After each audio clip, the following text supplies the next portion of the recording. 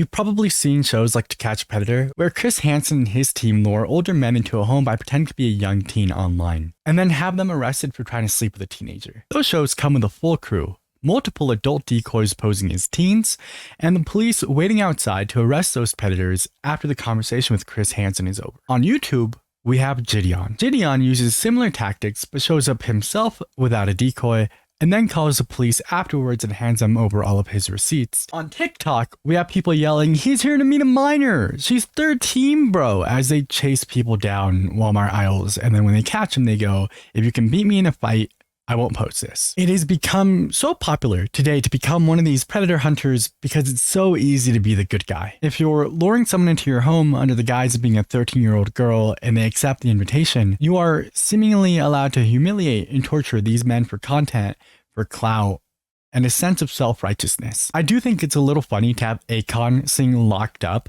as you're in the middle of catching these people.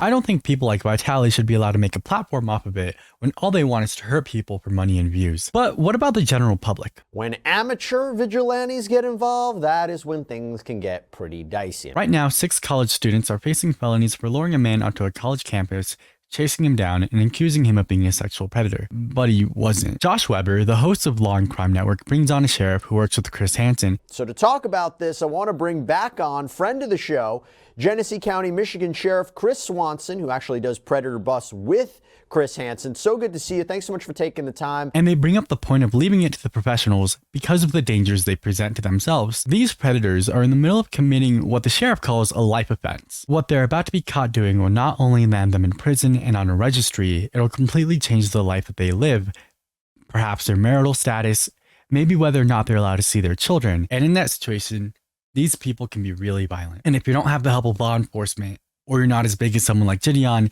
then you could be putting yourself in danger. In multiple To Catch a Predator episodes, when searching these people's cars, you find things like handcuffs, duct tape, and knives. So it's not impossible to think that these people could try and hurt you to get away from this situation. They also bring up the problem with using these chats as evidence, saying that a lot of the time they can't use it as evidence. On top of that, whatever chat that they have, whatever conversation, whatever they confront, it completely undermines the evidence process that we need, that can be brought into the actual case. We don't have, it's called fruit of the poisonous tree. If any evidence comes that's not protected, then we can't use it. Doesn't matter what happens. We now get into what is actually happening. This takes place at Assumption University, a private Catholic school in Massachusetts, where a 22-year-old man from North Carolina coming through Massachusetts matched with an 18-year-old Kelsey on Tinder. They message back and forth on Tinder, and eventually they move on to Instagram, which is where I age myself a little bit. I'm sure it's a safety thing. In these situations, I feel like if I want to move on from like a dating app, I would give out my phone number. I feel like I would rather have a stranger have my phone number than my Instagram, where they can stalk me and my friends and see where like I go,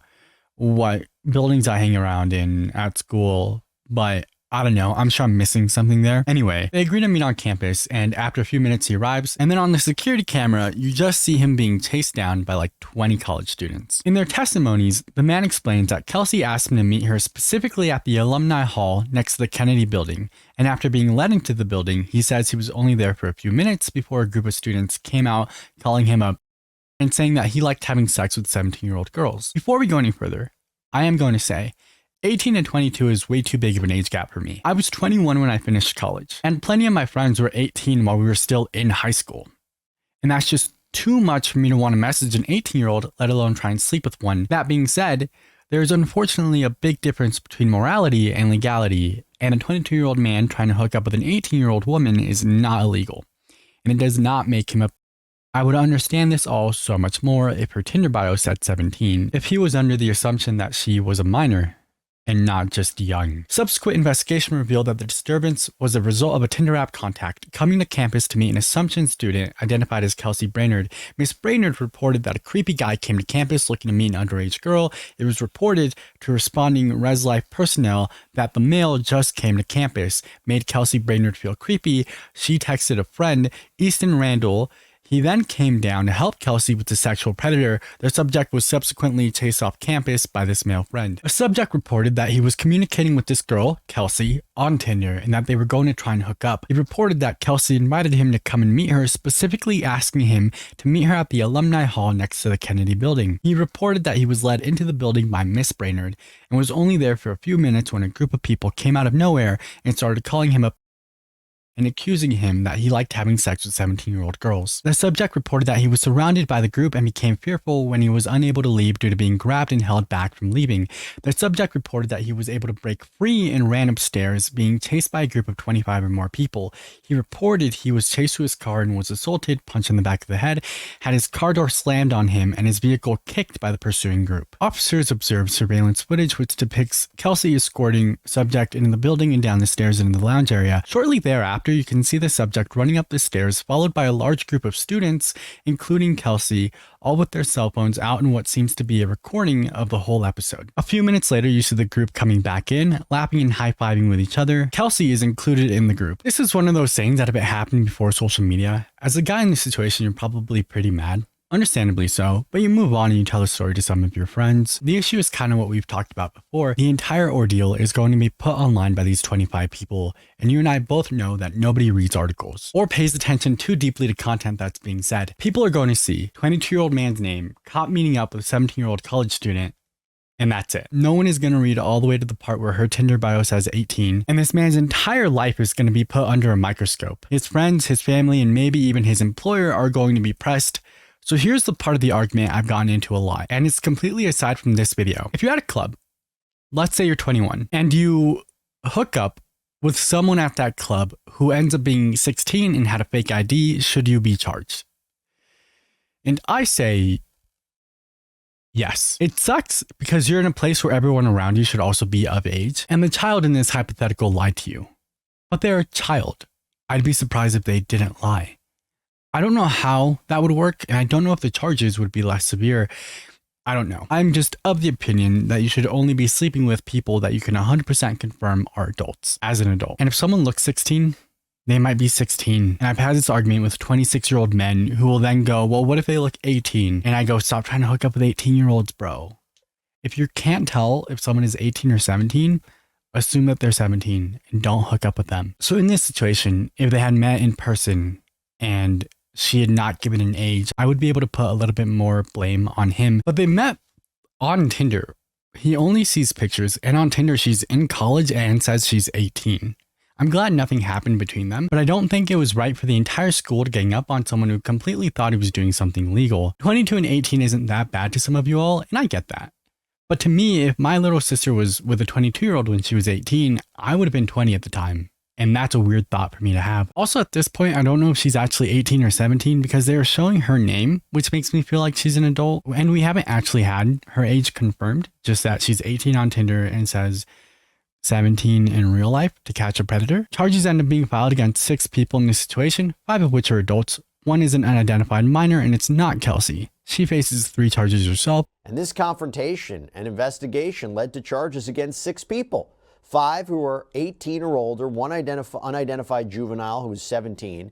So charges were filed in December, and the students were in court this month to enter guilty pleas. Kelsey Brainerd faces 3 charges: kidnapping, intimidation of a witness, juror, police, or court official, and conspiracy, all felonies. One of the people here is also facing battery for hitting him in the back of the head, and all 6 of them are being charged with some sort of assault, kidnapping, or conspiracy. They get into the conversation about how this man wasn't doing anything illegal, but even if he was, it's a bit problematic to beat up predators. And this is where I once again interject with my own bias, because I disagree. They ask that if you have evidence to turn it over and allow law enforcement to do the rest, but how many of these predator catching videos have started because they did just that and the police did nothing? Or how many of these videos end with the police taking these people into custody, but then deciding not to press charges? If you want to advocate for being the agency that does something, and you want people outside of that agency to give up after gathering information, then you have to be trusted to do something with that information. So people don't feel like they have to do something themselves, and that's where there's a disconnect. In this situation, this man was trapped and did nothing illegal.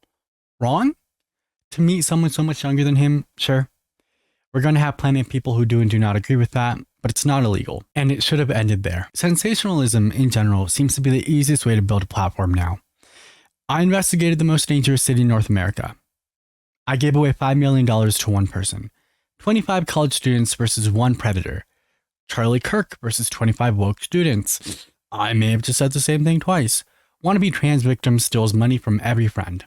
That's a Caleb Hammer title. Every single person is the worst or the best or the scariest or the most deranged or biggest or most expensive. And now you have these people, phones in hand, seeing content creator after content creator make so much money, luring predators and assaulting them, that it seems easy, it seems justifiable, it seems like a victimless crime, and I almost agree. If this man had walked in with the intention of sleeping with a 17-year-old, regardless of the age of consent laws, the entire thing would be so different. But when you can't confirm the one thing that makes a predator, them coming after a minor, then what's the point? When confronted with the fact that the information that she was providing was not factual, but falsification and lies, Kelsey acknowledged that to be true. Kelsey continued to diminish her responsibility, indicating that she did not know what was going to happen.